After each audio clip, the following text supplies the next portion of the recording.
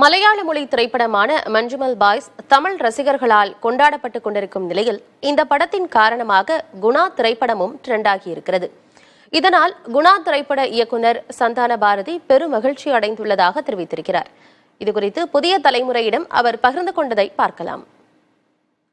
அந்த பட்டுகள் வந்தோடனே ஹோல் தியேட்டரை கிளாஸ்மே அந்த பட்டுகள் இடத்துல அந்த சாங்கை போட்டு எழுத உடனே ஹோல் தியேட்டரை கிளாஸ் ஆரவாரம் பண்ணி ஒவ்வொன்று எனக்கு அப்படியே புல்லரிச்சிச்சு, கண்ணை கலக்கிடுச்சு.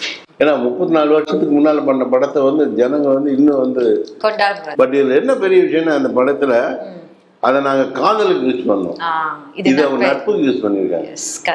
பட் எல்லாமே ஒன்று தானே, எல்லாமே லவ் தானே, அன்பு தான். சூப்பராக பண்ணிட்டோம். I am very proud. இந்த மாதிரி ஒரு படம் பண்ணி நமக்கு இருக்கேன். அது வரிசையாக காலையிலேருந்து ஒரே ஃபோனு.